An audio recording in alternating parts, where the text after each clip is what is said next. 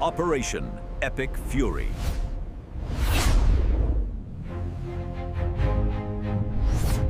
Oil hit $68. Read that again. Oil dropped below the level from before President Trump launched the strike that smashed Iran's nuclear track. The same Democrat media machine that shrieked about apocalypse now looks like a busted propaganda shop. Trump said it himself, the denuclearization of Iran is moving along well. And he paired that with the number that wrecks the panic script, 68. Markets up, oil down, Iran hammered. And the regime that spent 47 years chanting death to America now sits at the table from a position of humiliation. The people who yelled that Trump blinked just got caught lying in real time. And wait until you hear one detail about the Strait of Hormuz. See, this matters because it hits two places Americans feel it first: national survival and family budget. President Trump didn't just crack Iran's momentum, he protected the homeland and blew up one of the left's favorite frauds at the very same time. The former Biden crowd, they trained this country to think strength abroad always means economic pain at home. Well, Trump just gutted that lie. He hit Iran for 3 nights, wrecked key military capability, kept the Strait of Hormuz flowing, and oil fell to $68. Gas comes down, markets set records. See, that's peace through strength and peace through power with receipts. And name the villains. Legacy media hacks, they pushed the line that Trump blinked. Democrats pushed the same garbage because they wanted weakness to look sophisticated again. J.D. Vance torched them. America is in a great position, however, the negotiation ultimately shakes out.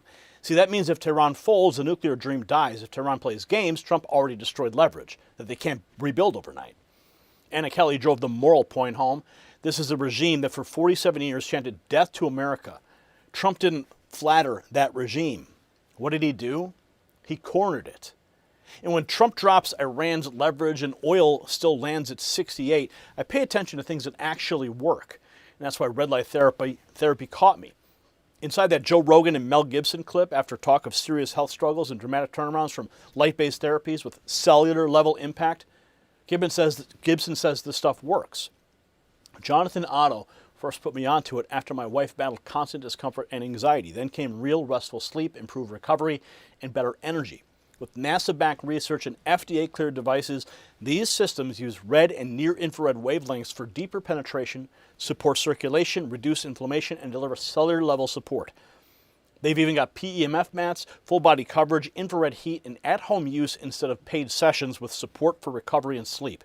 Go to myredlight.com, use NNN25 for individual items or NNN30 for bundles because strength wins. And this weekend, keep your eyes open for an exclusive interview with Jonathan and my special guest, Angie Franchi. Yeah, she'll be joining the broadcast this weekend. Now, here is the detail the media don't want on the Chiron. J.D. Vance said the Iranians have not hit ships in the last couple of weeks because President Trump made it crystal clear if they hit ships, America hits back. Then came the perfect snapshot of the region's reality. A vessel ignored the IRGC route in the Strait of Hormuz, ran aground, and Iranian state TV started talking ransom. That one image tells the whole story. Iran still acts like a pirate regime. Trump still holds the bigger stick. I'm going to bring up the receipts that are going to light up that exact point. Trump weighs restarting war with Iran, but sticking with peace talks for now.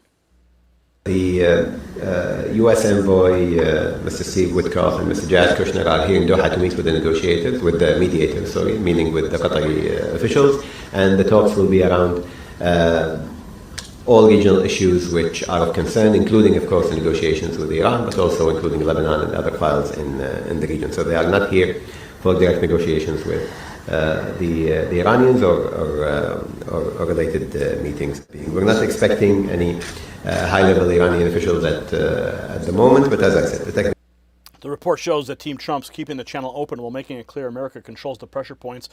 Now the president puts numbers at it himself, saying Iran got hit hard and oil has already dropped to 68.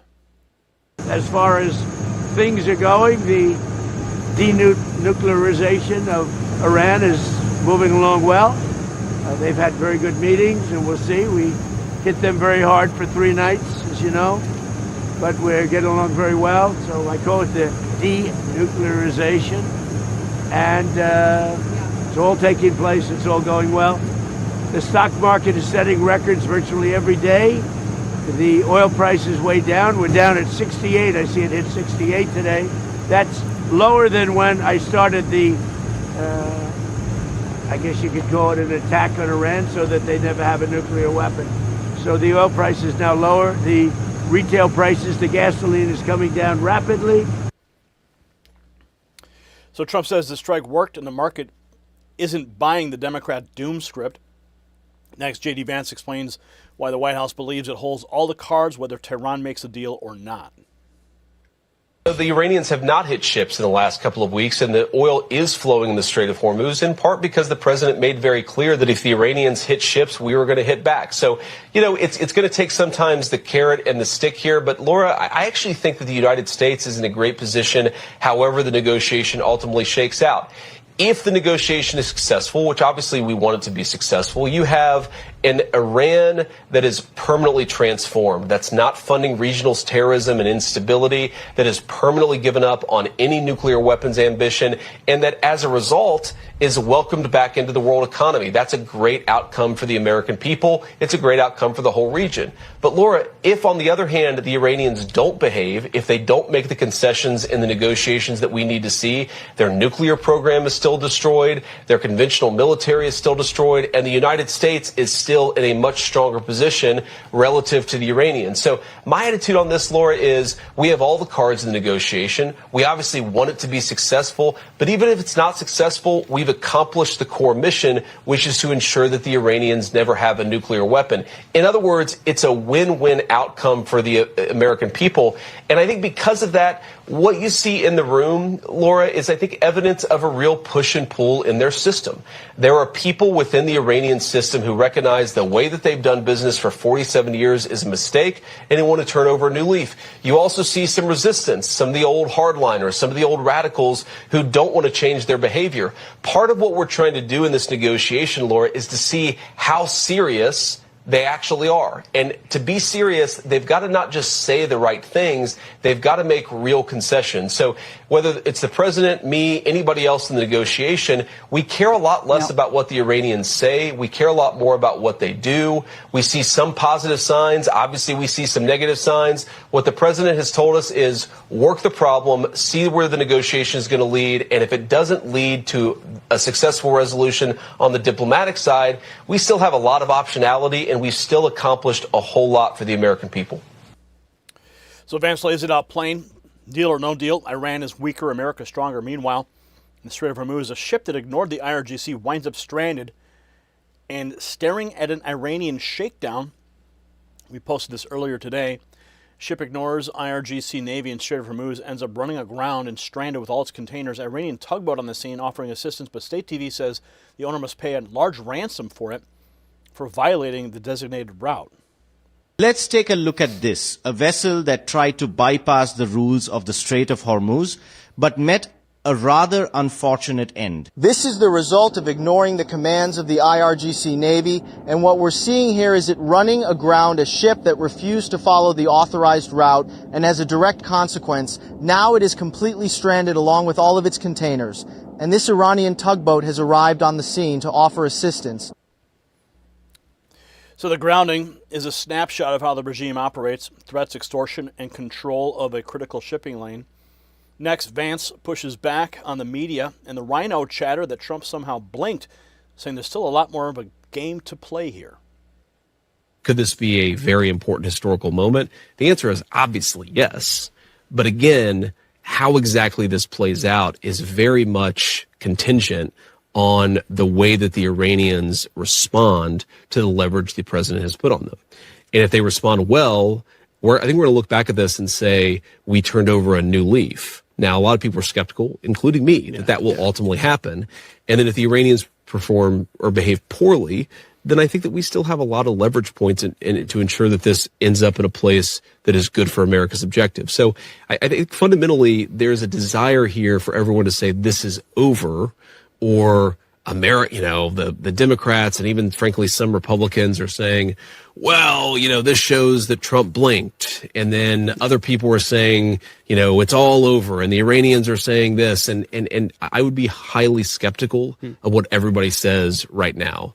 I think Marcos said this the other day. He said, this is the end of the beginning. Okay. There is a lot more game to play. Yeah. And there are a lot more cards that we're going to see, to mix metaphors here. And the good thing about it is that we're served by an administration, we're served by a president of the United States who is constantly trying to figure out how to gain an edge for the American people. I ultimately strongly believe we will look back on this moment and say we got to a good place. It's going to take a lot of work, not just in the negotiation arena, but in the other arenas too. So Vance says it's not over. Trump's still pressing for every possible advantage. Next, Anna Kelly drives the point home. After 47 years of death to America, the U.S. is safer and Iran's war machine is wrecked. Well, the president has been clear. I mean, either way, the vice president even said so on Fox last night. I mean, either way, that we have created a tremendously more safe and protective situation for our homeland here in the United States. Again, this is a country that for 47 years has chanted death to America, has threatened our troops overseas. As President Trump says, they've long leveraged their proxies to commit atrocities against our troops. So either way, we have paved the way for denuclearization of Iran. Their ballistic missiles, again, are destroyed. Their military capabilities are totally demolished. And now those negotiations continue towards a final deal. So either way, the United States is safer and wins. But the president's been clear, if they shoot at us, we'll shoot back. But he feels like the United States and Iran have a good opportunity to make a deal that would eliminate their nuclear capabilities. So the peak of the story sits inside one brutal contrast.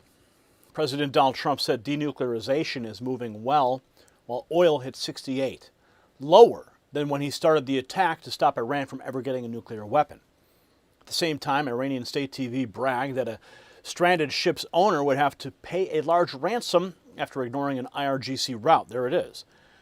Trump drove down oil and drove up American leverage, and Tehran still thinks like a dockside extortion racket. And the Democrat media machine still tried to sell you a fairy tale that Trump blinked. No.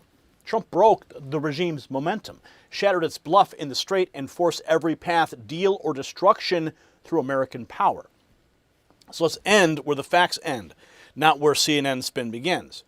Iran stopped hitting ships, the Strait is functioning, oil is down, markets are up, and the White House says denuclearization is moving along well. The vice president says America wins either way. Anna Kelly says it flat. After 47 years of death to America, the United States is safer and wins. That's not theory. That's the scoreboard. And every Democrat and every legacy media mouthpiece who pushed the Trump blink smear deserves to wear that failure publicly. Name them. Mock them. They carried water for weakness while Trump gained an edge for the American people. If Tehran wants a failure, it can permanently give up the nuclear fantasy. If Tehran wants to test America again, President Trump already gave the answer. We shoot back harder. Drop your take in the comments and send this to the people still parroting the blinked lie, and watch what happens when reality steamrolls propaganda. And here's the reality. I've read your comments. I understand your frustration. And that's why I set up this telephone number just for you. 844-840-4963. There are thousands and thousands of patriots who are already benefiting because they text the words raw feed to that telephone number. We're bypassing the algorithm together. We're sending you the notifications directly because I understand you are not getting them. So we're setting this up just for you, so make sure you get on board before it's too late. And get on board with the celebration. America 250's here. Find some gear in the merch shop below this video or at shop.nextnewsnetwork.com. The system controls information. Information control is power. They don't want you to see this. The truth only survives together. They don't want this. Share this now.